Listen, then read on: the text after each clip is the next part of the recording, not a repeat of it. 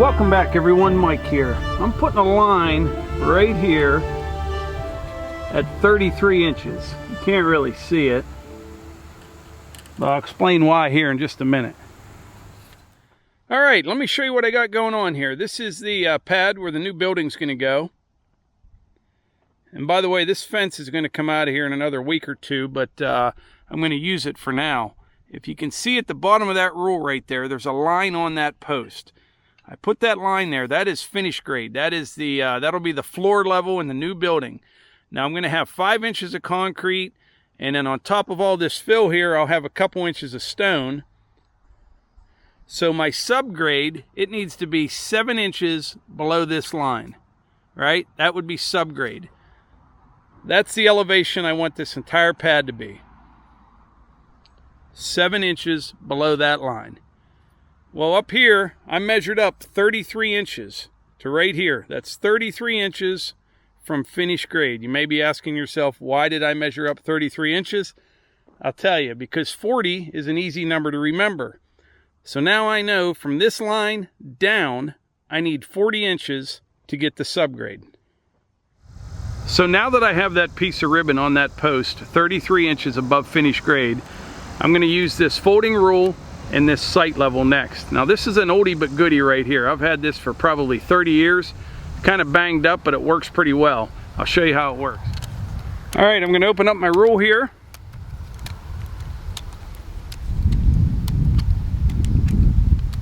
Put it down on the ground.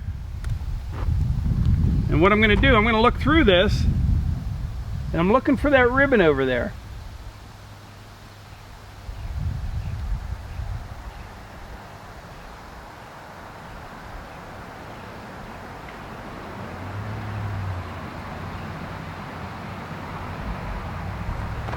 I'm right at 43 inches right here.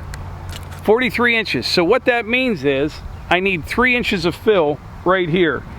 I told you that mark is at 33 inches, but I need 7 inches below that for subgrade.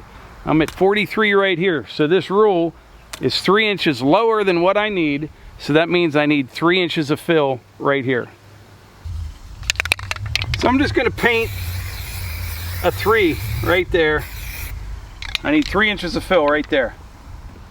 I am right at grade right here. This is subgrade. So I'm going to put a 0 right there. That gives me something to work off right there.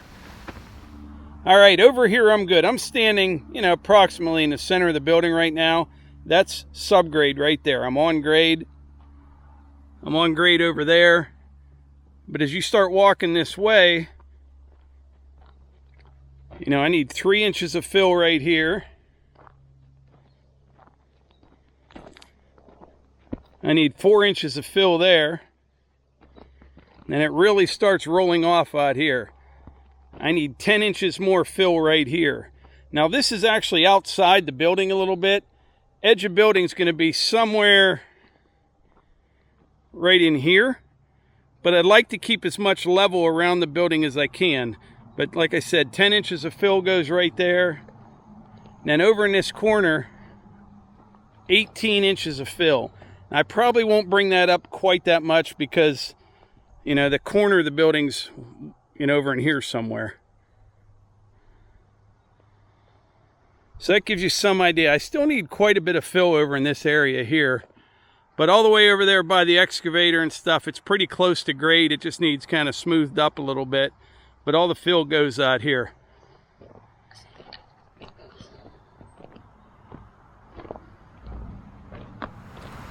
All right, so Melissa came out, and the other night she said to me, we had the level set up. I have that DeWalt level, and she was holding the grade rod, and we were kind of staking some things out and shooting grades.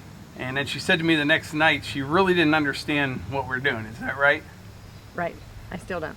I mean, I do, but... So I'm just kind of explaining because it is confusing. You're kind of working things backwards, really. Like I said, on that post there behind you, Melissa. Right. Show them where finish grade is. So down at the bottom, finish grade. I measured up 33 inches to the bottom of that ribbon right there. It's 33 inches up. Right. You can make that number anything you want. Right. The only reason I put 33 is I need 40. I need 40 because that is subgrade. 7 inches below that is subgrade.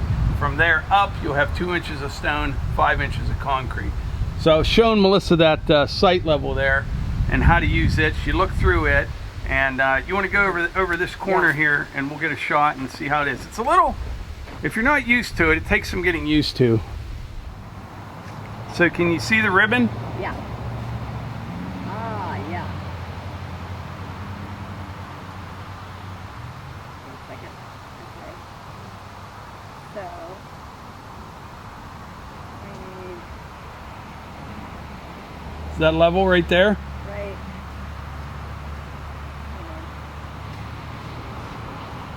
Yeah. Where are you at on the rule? 48. You're at 48 inches. That's exactly right. See how there's an 8 painted on the ground right there where you're at? Yeah. So you're at 48. We were looking for 40. That's why there's an 8 on the ground. We need 8 inches of fill right there. Okay. Make sense? Yeah. Yeah. So this site level, it's going to get you close. It's not like a rotating laser or a GPS system or even the level that I have, the DeWalt level. But these are really, really handy to have. It gets you close. Like I said, we're just grading this up. They're going to build a building here. They're going to make a mess, and I'm going to have to regrade everything. But I don't want to have to bring in a bunch of fill or take a bunch of material out. Once they're done, I should be able to come in here and just kind of grade everything up, put my stone in here, and get ready for concrete pretty easy. Once we get this all up to grade, I will shoot everything with the level and the grade rod like we were doing the other night. Check everything. But these work fantastic. Everybody had these years ago in the construction business. Now everybody runs GPS systems. You don't see this as much, but even like pulling down slopes, we called it. Most like cut slopes on big jobs were 2-to-1 slopes. And what you would do, the surveyors would mark like the top of the cut, right? And there'd be a stake in the ground with a line on it saying 100 feet. You know, if you had a 100-foot cut, and it would be a 2-to-1 slope. So what you do, you'd measure out from that stake 5 feet, and you just drop a rock on the ground. And where that rock hit, you'd measure out again 5 more feet, drop another rock, because a 2-to-1 slope is 10 feet out, 5 feet down. And this is how guys would pull those slopes all the way down. Now everything's so much easier with the GPS systems on dozers and things, even spreading rock. You know, before you're out there with one of these, getting in and out of the machine, seeing where you're at. Now everything's automatic on the dozer. Most guys, like all our contractors at work, run those GPS systems, and it really makes it a lot easier for people. And how does that, so like a GPS is just to me giving directions? Okay, so yeah, that's a good question. A GPS system in a dozer, you load CAD files into your system, so when they design the job, everything is in there. No matter where you're at on that job, at each corner of the blade in the dozer on your screen, it's showing you how much cut or how much fill, if there's pipe that goes there, everything's right on your screen. Okay. So, you know, if you're building a well pad like we do, you're pushing dirt, and it shows you right on the screen. You know, when you start off, you got 20 feet of cut, and then when you're finished grading, and then you can even get, when you fine grade, it'll fine grade for you automatically. You just go forward, the blade will adjust, spread that stone out, just really, really nice. But anyway, I'm going to put a link in the description for probably 3 or 4 different ones of these. This one here, this company, can you read that? I can't remember what it is. That's an all brass one. This one's probably 130 bucks. Kunker something. Rankin. Yeah, this one here is probably like $130. You don't really need anything this good, but this one has lasted me probably 30 years. But they're from 20 bucks up to 150. If you're interested in something like this, if you move dirt though, you know, if you're cutting drainage ditches and you want to make sure things drain, this is really all you need. It's going to get you plenty close. It is. It'll work out really well. It will. So do you have a like a better understanding of how this works? Yeah. Yeah, it's a little confusing if you don't do it all the time, because you're kind of working things backwards really, you know, and you're thinking about what you're after when the building's up, and we don't want finish grade. If we had finish grade here and you built this building, you'd have to take 7 inches of this out from inside the building. I see, you know what I mean? So you want to get it where you want it grade. right now. We want to get subgrade. But Well, when you explained it about the GPS and the dozers, you know, if you think about it, there's video games that kids play that have very similar electronics. So when we hear parents saying, like, you know, school at home with this distance learning, and, you know, I'm not sure. I think I do have an understanding that, you know, K through 6th grade, that would be a struggle.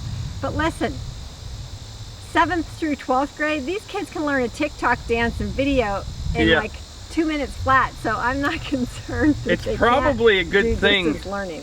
It's probably a good thing with the GPS and the new stuff, because the younger people can figure that part out real quick, but they don't have the experience actually running the dozer. You know what I mean? Definitely. But it makes it so much easier for them. But this is really a good way to get a better understanding how like a whole job works. I mean, seriously, the surveyors would show up one time at the beginning of the job and one time at the end to do the as-built, and pretty much everything else we built highways with these. Really? Yeah.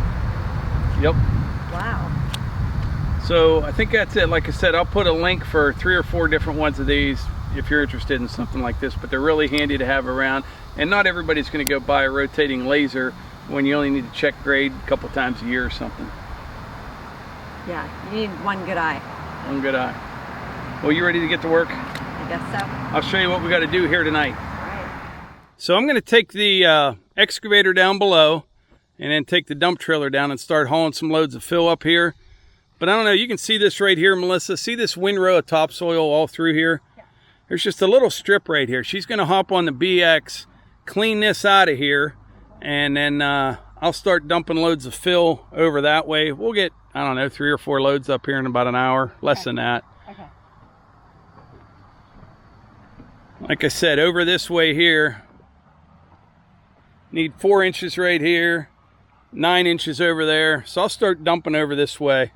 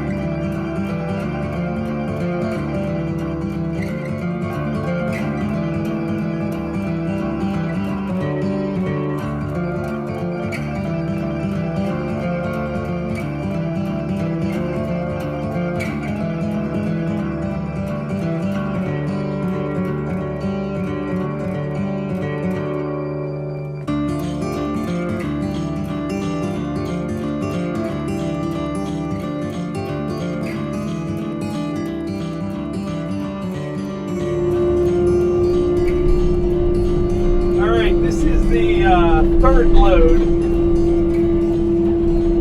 I timed this one. It's taken about 15 minutes to load, but keep in mind I got a little bit of time in moving cameras around as well. I could probably get a load in, I don't know, 12 minutes maybe. Not too bad. I'm only getting about 4 tons of load probably.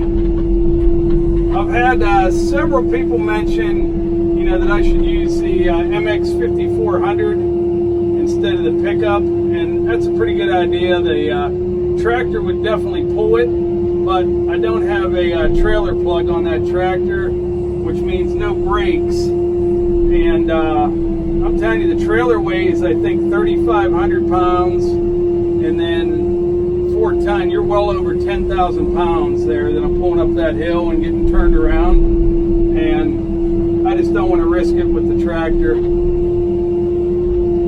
It would actually pull it better than the truck does, but the truck, it's got, you know, the trailer's plugged in, and I have a brake controller, which is really nice. If it's pushing you a little bit on that stone, you can bump the brakes up.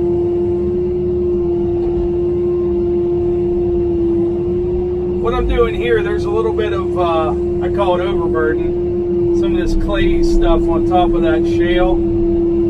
So I just bail it over here where I just took the shale out.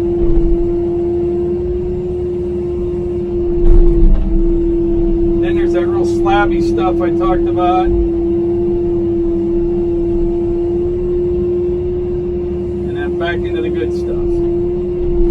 I'll tell you what, today was just a beautiful day. I should have taken today off of work. I should have. Woke up this morning, it was about 50 degrees, no humidity. It's been clear all day. I mean, it's almost where you went back in and got your flannel shirt. You know what I'm saying? It's that time of year. Love it. I love the fall. Not a fan of what comes after the fall, but fall is beautiful around here. Although I don't think our leaves are going to be that great this year. The old fall foliage, as dry as it's been, there's some leaves that are already turning already on the maples, and the cherries are just kind of falling off, and it'll be kind of all out of whack this year as dry as it's been. But that's all right. I could go for about a month straight of 2 months straight of days like we had today, though.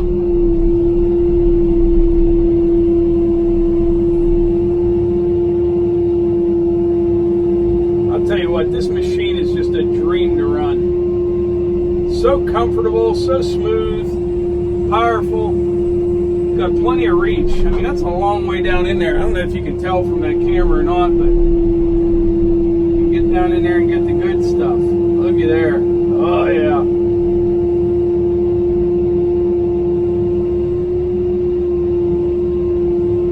I'm no expert on digging. I mean, I've done a lot of it, but this is kind of the perfect setup right here. I'm digging right here, loading right there beside it. So it's not like you're digging behind you and have to swing all the way around. This is kind of the quickest. Trailer's loaded. I'm just going to loosen a little bit more up here for the next round.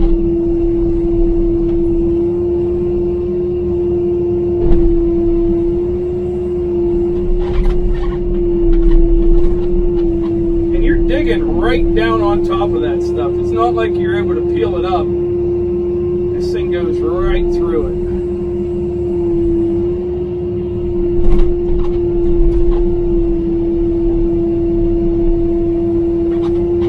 Oh yeah, look at that.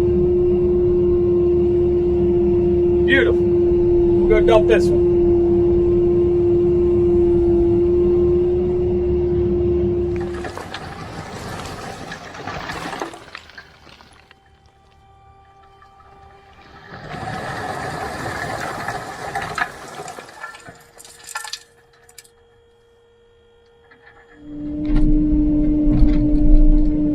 I know what I wanted to mention. I keep forgetting this.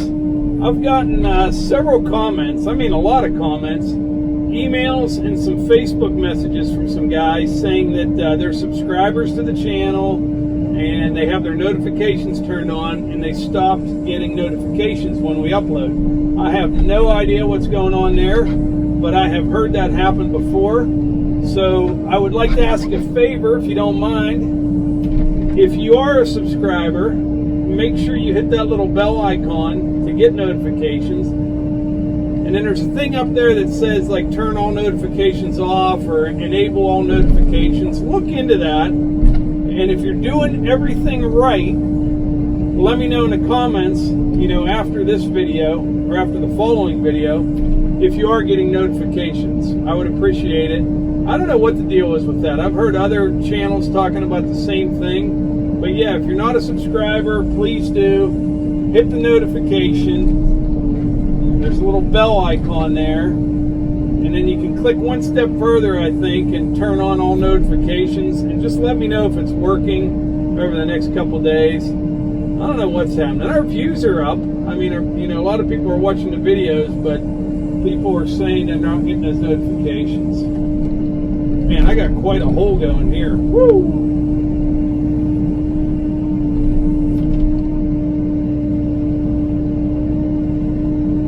There I am, I'm talking again. I said I wasn't going to overload this one.